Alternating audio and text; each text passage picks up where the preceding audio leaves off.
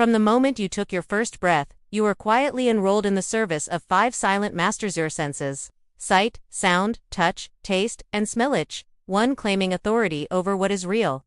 They've led you to believe that truth lives only in what can be seen, heard, or touched. A dwindling bank balance. Proof you're lacking. A medical report. Proof you're broken.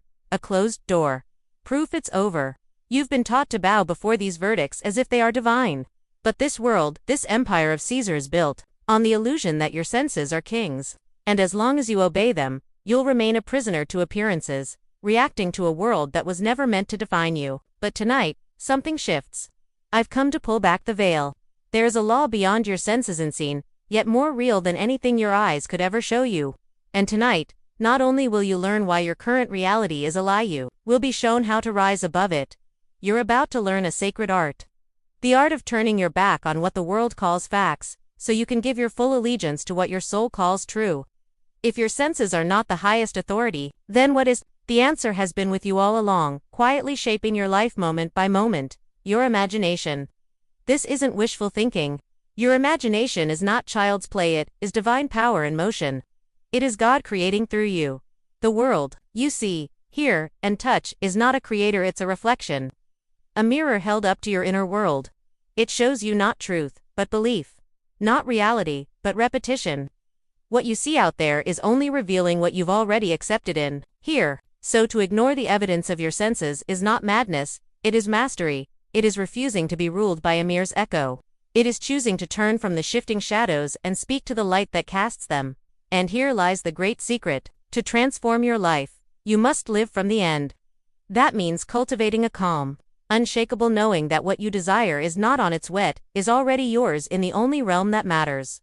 The world of your imagination. Not someday, not eventually. Now. The emotion that accompanies this new assumption isn't some grand dramatic wave, it's far more gentle, more honest.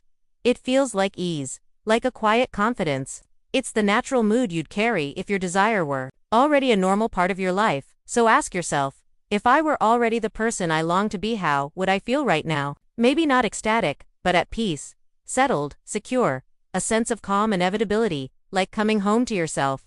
This is the emotional posture you must learn to dwell in. It's more than a feeling, it's an identity shift. You no longer stand in the energy of seeking, you step into the knowing of being. And when you change within, the mirror of the world must respond. It cannot resist, it reflects the version of you that you've already claimed. Now that you understand this sacred law that imagination is the birthplace of all things, it's time to apply it with intention, to move with discipline, to create with love. This is where you begin to master the art of conscious creation, where you learn how to ignore the flickering shadows and align with the source of all light. Let us now turn truth into practice. First, define your end with absolute clarity. What is it you truly desire? Don't be vague. If you say you want wealth, ask yourself, what does wealth mean to you? Is it freedom, safety, the keys to a certain home? Clarity is power. You must know precisely where you are going before you begin the journey. Second, craft a simple, vivid scene that would occur after your desire has already been fulfilled. Not the process only, the outcome. If you seek a promotion, don't visualize the interview. Instead, see yourself shaking a friend's hand as they say, "Congratulations on your new role." If you desire a home, don't imagine searching for it, imagine standing in your new living room, keys in hand, whispering, "It feels so good to be home." Third, bring yourself into what is known as the state akin to sleep. This is that gentle, drowsy threshold just before you drift off, when the mind is quiet and the gates to your deeper self are open. Relax your body. Let go of the day. Let your breath slow. As your conscious thoughts grow faint, you enter sacred ground. Fourth, step fully into your imagined scene, not as a watcher, but as a participant. Feel the handshake. Hear the words. Touch the furniture. Smell the air. Let your senses drink in every detail. Make this inner moment so real, so present, that the outer world fades into silence. And most importantly, feel the emotion. Not a forced excitement, but the deep, quiet satisfaction. The sense of this is mine. Natural, fitting, complete. Let this scene repeat gently, like a lullaby for the soul. No need to strain or control, just relax into the knowing, and drift to sleep in the feeling of your wish fulfilled. In doing so, you plant a seed not in dirt, but in the sacred soil of creation itself. Perhaps you're wondering, this sounds beautiful in theory, but is it truly possible? Let me show you, with a simple yet powerful story of this very law in motion. Let me share with you a story, a quiet miracle born, not of effort, but of inner certainty. There was a woman who longed for a specific apartment. It wasn't just about walls or windows.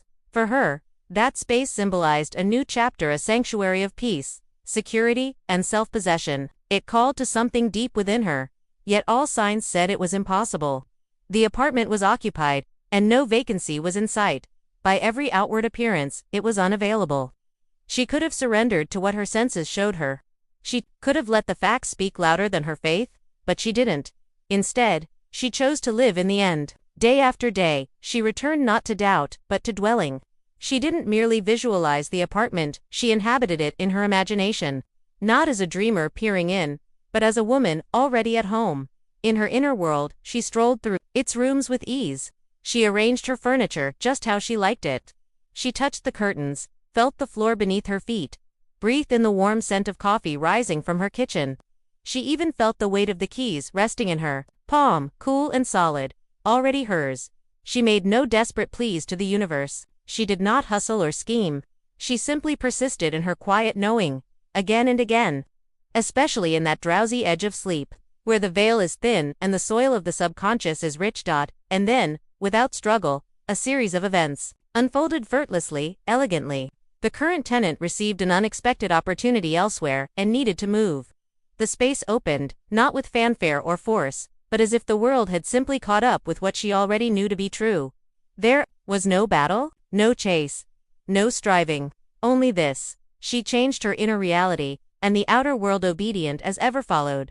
The story you've just heard is not just a lesson. It is a living demonstration of the law in motion. Her imaginal act, done in the quiet stillness before sleep, was the moment of conception.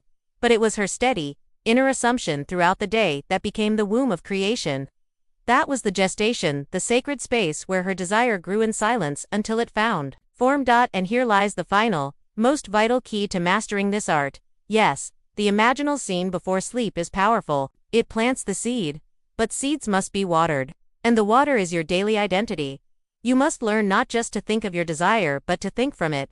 The difference is vast. To think of the end is to look at it from a distance. It places your desire somewhere over there, always slightly out of reach. But to think from the end is to become the one who already has it. It is to walk, speak, breathe, and feel from the reality you've already claimed. This is the posture of power. This is living in the end. Practice it daily. Ask yourself, if my desire were already fulfilled, what would I feel right now? Then feel it. Assume it. Let your inner attitude reflect that truth. If you were already financially secure, you would not feel fear. You would feel calm. If you were already healed, you would not carry despair. You would radiate peace. So feel that calm. Feel that peace. Not as a performance but as your new nature. This is not a struggle. It is a gentle returning. Again and again, when doubt appears, return. When fear knocks, return. When the world shows you shadows of the old, call it what it is. Old news. Then anchor yourself in the feeling of your wish fulfilled. This quiet, consistent allegiance to your unseen reality, this is what it means to truly live in the end. And when that new state feels completely natural, the world will conform. It must. But don't let this stay as theory. Let it become your truth in motion. Choose the reality you wish to embody, and from this moment forward, walk in it, think from it, speak as it. For in the realm that truly matters, it is already done now. Share not what you are seeking, but what new state you are now assuming to be true. Let this space be a living altar to the power within us all. And now, let us go into the silence.